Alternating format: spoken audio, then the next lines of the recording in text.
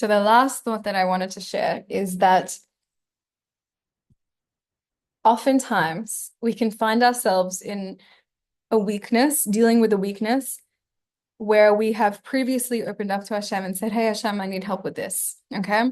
And it takes a lot of courage. It takes a lot of being able to lean on the unconditional love Hashem has for you and have that for yourself. It takes a lot of that to be able to go back and keep opening the door as it happens, right? But it's so needed. It's so important that we do that because Hashem is the only way out. It doesn't come from us. We see that. It doesn't come from us. We have no control over it, right? So what is some strength what's some chizuk that we can give ourselves to propel us to continue to do it as it happens? When 1 second it could be, where you're on your hands and knees, you're saying, "Oh my God, I can't deal with this. Hashem, I just did what I said I wouldn't do. Oh my gosh, help me." And then the next second, it could be that we go back in and do the same thing. It's like a compulsion. It's not what you have to know. You have to take a step back and you have to start being able to see your, sorry, so we have to see ourselves as our godly soul. We have to not see ourselves as our animal soul, but we have to see where our animal soul acts up and where how our godly soul is not in that, how we are not really that. Okay. So when we're able to see when we're falling into a weakness that we previously talked to Hashem about, we have to say, "Hashem, I'm dealing with this animal soul. It really wants this."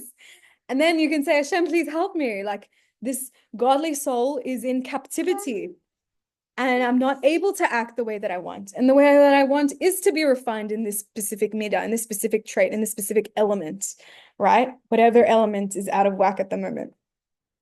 And I want to be a dwelling place for you, Hashem. That's who I really am. That's what I really want. But at the same time, I have a very strong animal soul. And look, he's already playing up again. He's already like going for the same weakness that I'm talking to you about. So you're having a conversation with Hashem from this godly soul about this animal soul, okay? And this is what the Alter Rebbe says in the Tanya. Yeah, we've learned this previously. It's really powerful. It's really amazing. So what does he say?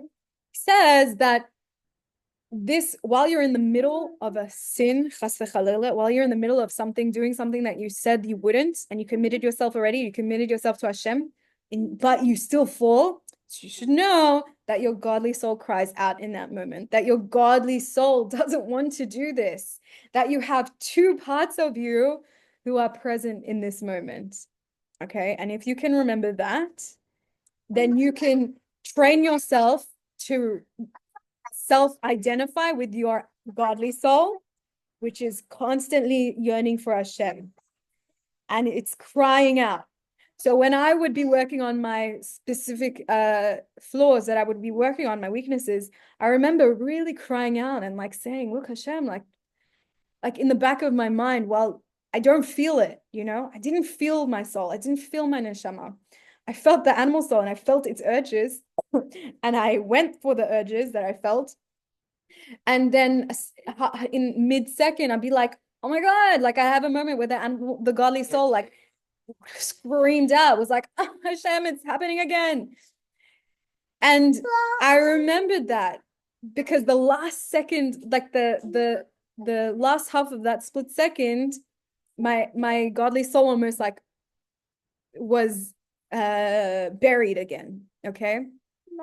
But from these teachings of Miriam Yerushalmi of the Alter Rebbe, I was able to see more and more, and to act as if I felt it even when I didn't. To know that, okay, my godly soul is actually crying out right now when I'm acting on my animal soul. It's actually crying out. I don't feel it, and I don't feel the emotions, and I don't feel all like holy or doing something holy or refined in any way. No, but because I'm experiencing this symptom, because I'm experiencing this desire of the animal soul and the falling and the weakness of the animal soul, I know intellectually that my godly soul is crying and is in captivity.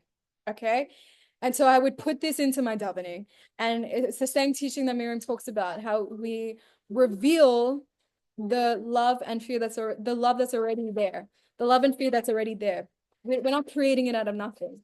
Intellectually, if you know that, even when you don't feel it, intellectually, if you know that you're a godly soul, even if you don't feel it and you totally feel the animal soul, you have to know intellectually that it's there deep down.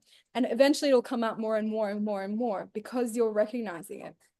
And then you'll start to be able to have that difference between when the animal soul acts up and who you really are.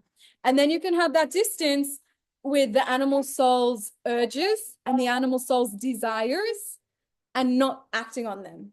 You can only not act on them when you don't feel that that's who you are. Okay? So this, B'ezrat Hashem, we should really take within us. These teachings, it's so, so important.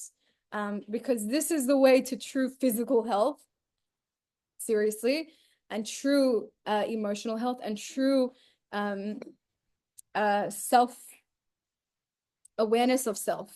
It all comes from Hashem, this love that Hashem has for us, no matter what, no matter where we are, and we should really lean into that more and more. Even if we don't feel it, it's okay. We know it intellectually. And the more we tell ourselves that, the more we tell ourselves, this is my animal soul, not who I am, then we can start to have more empathy, more compassion on even our animal soul and for sure on our godly soul. You know, the animal soul, because he's acting like an animal. There's no connection to who he really is, to what a powerhouse he is. And for the godly soul, because he's totally not seen, not heard, not present, even when he is crying from the depths of his soul, right? So this powerful teachings, and then we really take it into this year, and into our Elul, and to really refine ourselves and connect with ourselves as an expression of Hashem, to be a superconductor for Hashem. So thank you so much for joining us.